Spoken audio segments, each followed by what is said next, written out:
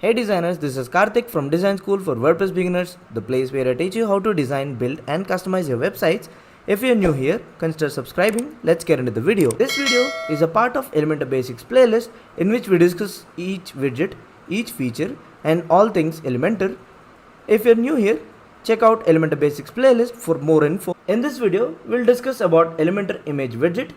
Well, you can turn Elementor image widget from something like this to this, and you can do a lot more using just pure CSS. Well, let's learn the basics and see how we can apply all these overlays and do a lot more interesting stuff with CSS. Let's get into it. Well, to start with, image widget is pretty straightforward. Just drag it and all the app options are pretty self-explanatory. And if you have the pro version of Elementor, well, you can link this image to any dynamic options available. For instance, you can link it to your site logo and it just appears over there. So you can also link it to author's bio or author's profile picture if you have one. I don't think I have one, so let's see. So I don't have one, so it's basically gravatar that it's showing. I don't have one, so it's showing the default gravatar. So you can link your image to anything that you want dynamically, or you can pick your image. So for instance, I can pick this one right here and it occupies the space of the container. And once you picked your image, you can pick the size of your image. So if you want a medium sized image, you can pick that. If you want a big sized image, and remember one thing, image cannot extend beyond its actual resolution. So here we have specified 1024 by 1024 resolution, but the image actually doesn't have that much pixels. So it has only 370 by 250 pixels, and that's all it's going to show up unless and until you stretch the image using CSS or forcefully you stretch it to fit the width of the whole container. It will just show its original resolution and its original size. And if the image doesn't fit the container, in this case the column that it's in, you can align it the way you want on desktop, mobile or tablet. So per device you can adjust the alignment. Maybe if you want the image on the center, onto the right, onto the left, you can do it. But if you have an image that actually stretches the whole width, you cannot align it because it already occupies the whole container space and you cannot align it further, so it doesn't make much of a difference. It still tries to align it, but you won't see much of a difference there. And you can also choose a caption for the image. So if you have any caption for the image, it will show up immediately just below the image. If you don't have one, you can also add it on the fly. So you can click on the image, just go there and you can say my caption, so it just appears over there. You can also set a custom caption, so you can basically type any text, or you can link it dynamically to any of the fields such as the author name, author bio or anything. So this will be handy for giving credits for images. Regularly if you use maybe images from Pixabay or any other website, you can just use the dynamic field and define ACF advanced custom field, and you can always link it to Pixabay or Unsplash or any other third-party image source that you want. You can also make the image open a light box, so when you click on that, it opens up a light box of the actual resolution. So you can also choose to not open up a light box. You can also give a custom URL for the particular image, so when the user clicks on the image, he'll be redirected to a particular URL. Again, this can be dynamic too, so it all depends up. So you can also trigger a pop-up, for instance, so you can click on dynamic and you can also open a pop-up using this image, or you can open up a light box using this image. So you can adjust the width of your image in percentage that will actually occupy the space available within that particular column or the section that it's in. So if I say 30%, it will occupy 30% of the space available within the column. If I don't specify anything, it will occupy its actual width that I have specified in here. You can also force your image to stretch to 100% of the available column, and you can do that in responsive way. You can also specify your width in pixels, maybe if you want only 50 pixels wide or 100 pixels wide image, you can do that, and it will restrict the height according to the width that you have set in here. Viewport width is a relative unit and it's 1% of available viewport area. So the area that I can see within my browser window is my viewport. So it's, if I say 20, so it's 20 times or 20% of the area that I can see within my browser window. So it's 20% of the whole available viewable area. That's what viewport or VW stands for. And you can adjust this width based on the device. So you can pick a different width for your column, for your tablet, and a lot more. Max width specifies the amount of width that this image should have no matter what. So if you specify a max width for this image, so the width will never exceed that particular value. So even if you shrink the container or even if you stretch the container, the width won't exceed that particular value. And you can do that on per device basis. And then you have two tabs called normal and hover. So you can set the opacity normally, and then you can change the opacity, and you can apply CSS filters to add neat little on hover effects. So for instance, on hover, maybe you can increase the saturation so it looks like this. You can make it bright, you can increase the hue value. Normally it looks like this. When you hover over this, it just appears like that. So you can do a lot of those cool effects. You can also change the opacity, you can also change the hover animation, so you can make your image grow in size and also apply few filters. You can also add a border to your image, and you can also specify a border radius and also a width to that, and you can do that per device basis. You can also change the color of the border. You can also add box shadow, so you have that neat little effect. You can also style the caption that comes within your image. So you can style this particular caption, so you can maybe align it onto the left, onto the center, or you can justify the alignment, and you can change the text color of the caption, maybe change it to this color. You can pick a background color for your caption, and you can have all the typography settings that you have for all your text widgets in Elementor. And that's all that's available within Elementor. So you can add needle on hover animations, you can set a caption for your image, and you can style it the way you want. And under advanced, one of the most useful effects is the motion effect. So you can add a neat little 3D tilt effect that goes really well with an image. So you can have this neat little 3D tilt with your images, so it's kind of neat. And you have this neat little parallax effect. Even your caption moves with the movement of your mouse cursor.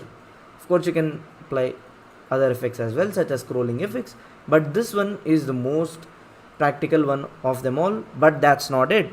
We can do a lot more with CSS. There are a lot of on hover transitions and animations applied to images across the web. We'll take a look at some of the most common animations that can be achieved using Elementor. But Elementor CSS filters are not the complete filters that CSS provides. There are a lot of filters that you can use. We'll look at that, but first we'll see how we can do or achieve the filters that we need using Elementor's built-in options. So this is my actual image. So normally I can have an image that's desaturated like this, and then I can bring back all the colors when I hover over the image. So something like that. You can set all the values to normal.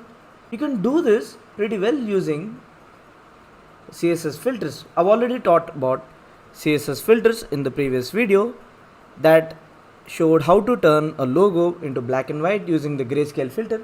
Well, we'll look at few of the filters and we'll see how we can do all that magic using CSS filters. So of course you can tweak or play with these values given with Elementor, but I'll show you the CSS ones.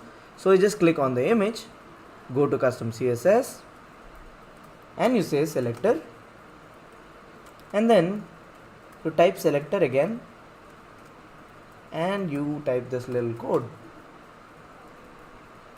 So this code is when you hover over the image, and this code specifies what should be done normally. So I'll leave a link to filters. Always refer to Mozilla Developer Network. They have excellent documentation. So as you can see here, there are a lot of filters. So initially I can have a complete grayscale image. I'll just make it 100. So you can see there's no color left in this image. And then when I hover over it, I can bring back the color. So I can say filter none, and just like that the color appears back. In order to make this look cool, you can add a cool little transition. So you can add a transition that actually transitions the filter property. Maybe you can add a delay or the duration of 0.4 seconds. You can also specify the type of transition, and just like that your image springs back to color. We have done the same thing with our black and white logo, and this effect looks really cool, and this is one of the most common effects. Also, if you want to make your images look vintage, you can use the sepia filter. That will pretty much do the same. So initially you can have maybe a 100% sepia filter, so that kind of looks like a vintage image, but when you hover over it, well, you'll have your actual image. Or you can do the opposite of it. Well, this effect or this filter is one of the most common ways to achieve cool looking effects. And I forgot one thing while talking about filter. You can also add WebKit filter.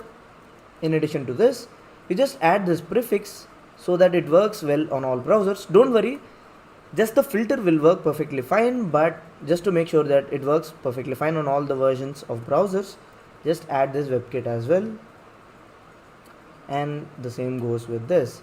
So the same property is actually supposed to be WebKit here. So vendor specific code should be in the beginning and then the generic code. So browsers will first identify if that particular property is supported by them. If not, they'll go for the generic one. So even this should be the same way. This is not really required, it will just work out of the box, but just to make sure that it works on all versions of the browsers, just taking that extra step. And the same goes with transition. So this is all you need to do in order to add filters. And on our animations, you can make your image black and white and turn it into color one, or you can make your element look vintage, and then on hover you can show the actual color. So that's one of the most common effects. And the next common effect found across internet is the zoom in effect. So when you hover over the image, it should look something like this. So you can have an on hover animation, something like this, but this animation is not perfect and it actually occupies the space of the other elements, and moreover you cannot control this, except that you can control the duration or something. But if you want to precisely zoom in a bit more, you cannot do that with Elementor built-in options. Well, this is when CSS comes in handy. So you don't need any Elementor option, just go to advanced. Selector is our whole image. Selector on hover is what to do when we hover over the image. So the next effect is done by MS transforms. I've explained all this in previous videos. You can check out Elementor transforms or CSS transforms on the channel. Transitions, transforms, animations, I've explained all that using CSS and Elementor. You can check that out on the channel so that you will get comfortable with it. But the code will look something like this. It's not a big code, just one line code. So there's a transform called scale. They'll actually change the size of the image along X and Y. This is called a 2D transform because it will change the scale of the image across X and Y axis, so in 2 dimension. Of course there are 3D transforms as well, but we'll limit ourselves to 2D transforms. So we just want a transform, but we just want a transition in transform, so you can mix both. So I just want a transform property for 0.4 seconds. I can type is in, maybe. These values include is in, is out, is in out, is out, whatever, like. So on hover, I just want the elements scale to be twice as big, so it will zoom in closely on my image. I can specify any number here. If I specify 3, it will zoom in 3 times onto the image. This is kind of like optical zoom, so you can specify any number you want. But how do we solve this problem? So when the element gets expanded or zoomed in, it occupies the space of the other elements around. And how can we prevent it? Well, there is another simple property called overflow. You click on the column that the image is in, just go to advanced, in the custom CSS you just say overflow and you type hidden. So when you do that, the image expands, but only within the column's limits. You can see that. So without this code, it will look something like this, and with this code it looks something like this. So this is more like zooming in on the image without disturbing other elements across the internet or across your website. So this is a cool little effect, so you can do it, and you have complete control over all the values here. So you can have ease in, maybe you can have ease out. You can see how that performs. So initially it will be quick, but when you ease out, when the animation is done, it's a bit slow. You also have ease in, you also have ease in out, so it's smooth on the both sides, and a lot more. I'll settle with ease in. You can also have anything you want. So this is one of the effects that you can do. But before closing in on this effect, I want you to know that adding this code will work perfectly fine on most modern browsers, on latest versions of all browsers. But few browsers require vendor specific prefix. That's what it does. So you can refer to developer.mozilla.org and they'll tell you what prefix should be there. For most browsers, it's WebKit. So for transform, you need to add this WebKit MS as well, and there's also Opera prefix. So whatever possible prefix, it's a good idea to add all the possible prefixes so that it works perfectly fine. So you can simply copy and duplicate the same line of the code, but here just add WebKit prefix.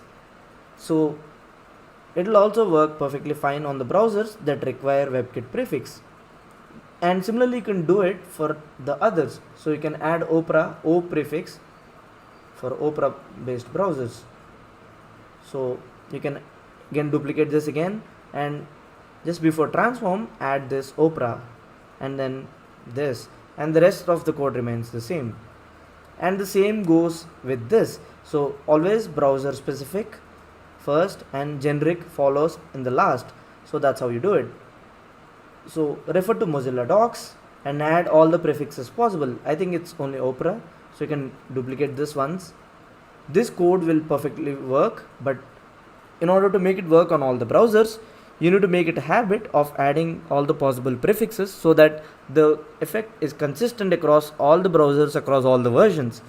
So we'll discuss more about this in the future, but just bear in mind, whenever there's a CSS property, check out for the browser specific or the vendor specific prefixes.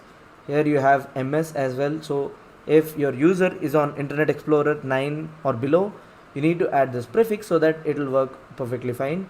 So you add that as well. Instead of WebKit, you'll have one more line saying MS transform, and the rest remains the same.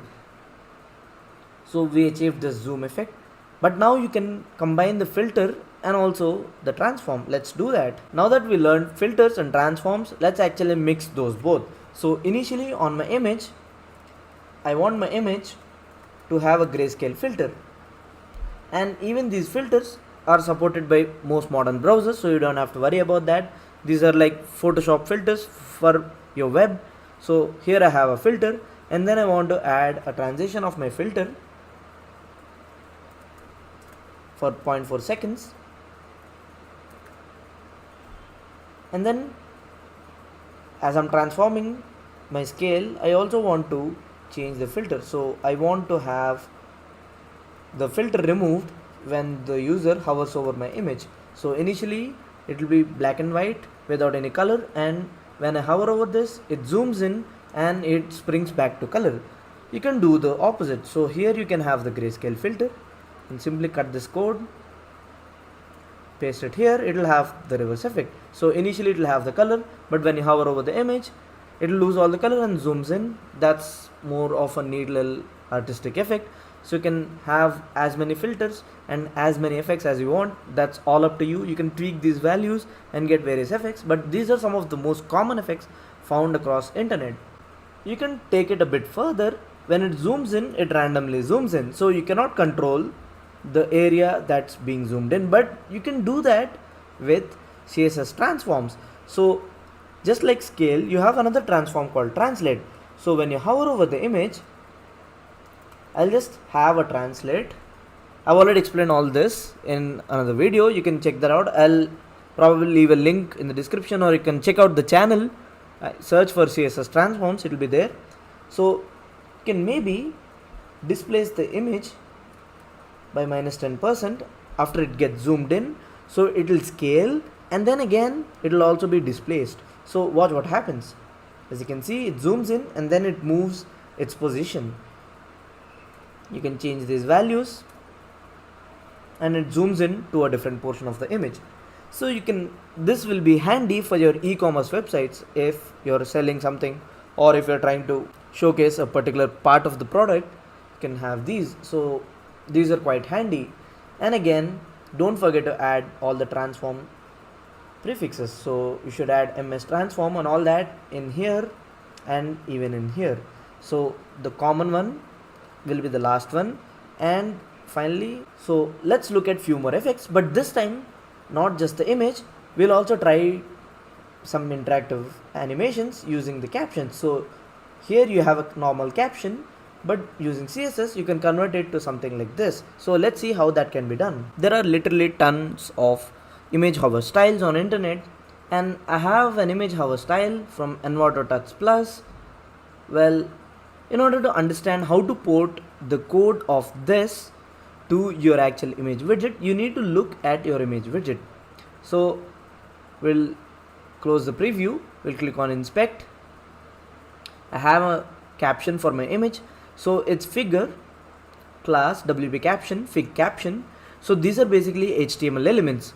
So up and until now we have targeted elements only using the class name. You can continue to do that, but for this particular widget you can target the image widget using the actual tags. So it can be selector space figure space figcaption. So that will target the figcaption. So I'm actually interested in porting this style. So this is how it looks like. Let's examine the CSS. So they have a lot of images like this one, and figure, they have a link. I think Elementor is the same.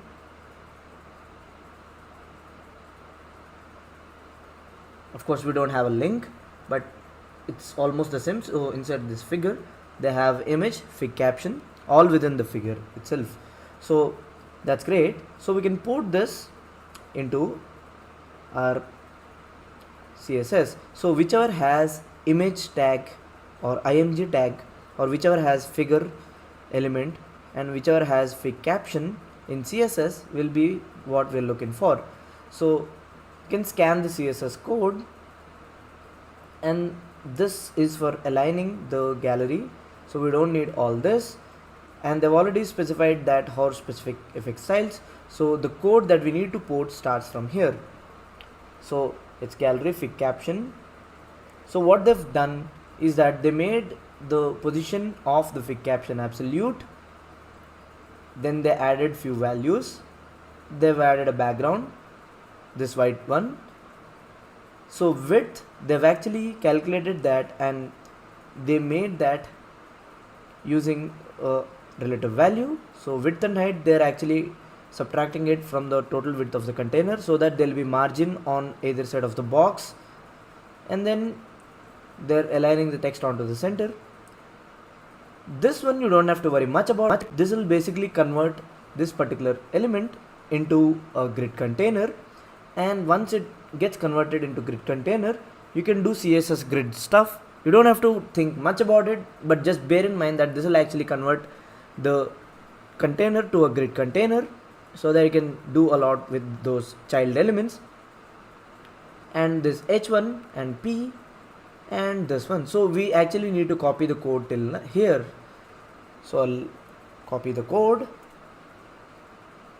So this is my normal image and this is my portrait image. So once I'm done editing the CSS for this, my image should also look like this.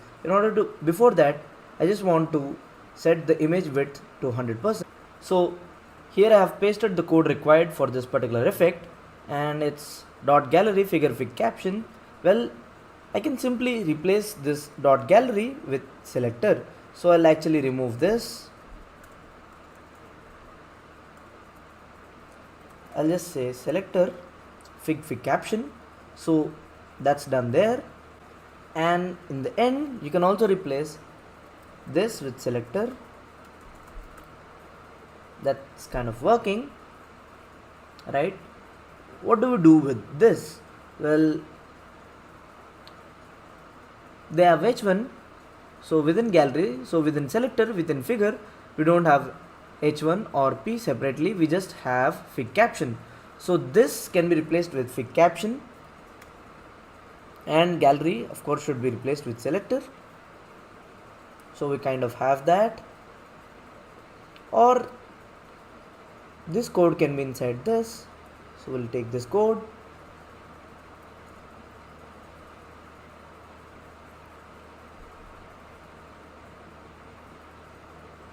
can tweak the values, and based on that changes. Let's change the font size to 21 pixels. So that's looking good. You can change the other properties. And what do we do with this? Well, you can replace gallery with selector. And what about this P? We have already fig caption. And how do we add this extra text? So it's like caption and subcaption. Well, this can be done with pseudo element. So we'll just add a pseudo element.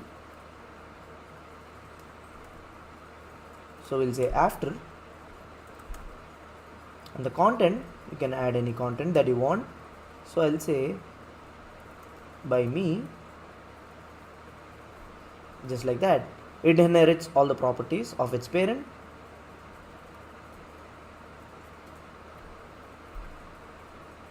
You can change the values, so maybe 12 pixels. You can make the font style italic, so it will be something like that. You can also change the color. So simply by adding the pseudo element, you get the caption and also the subcaption, and you can change this to anything you want, and that will be reflected on this. So simply by understanding the HTML code and replacing the elements with their respective HTML structure elements in Elementor, we just got this neat little effect. So this looks good. You can adjust any properties that you find in here. Even here they have transform, transition, and a lot more, and you can basically take a lot of code and port that into image widget, and you can have as many hover effects as you want. But just make sure that you're mapping it to figure, fig caption, or if it's possible, fig caption and a pseudo element. So by doing so, you get this effect. That's it. I'll leave a link to this pen, and also I'll leave the previous code in the description. Make sure you check that out. I'll talk to you in the next video. Make sure you check out all the videos in Elementor playlist, because it's a continuous approach and I've been teaching each and every feature in that playlist. Make sure you don't miss out on any new features in Elementor, and also subscribe to the channel if you didn't already. I'll talk to you in the next video. Peace. And that's it for now, and hope you guys liked this video. If you did, make sure you give it a thumbs up, subscribe to the channel, and let me know what you guys think in the comments down below. And if you need anything else, don't hesitate to ask. I'm ready to help you. Catch you in the next video. Peace.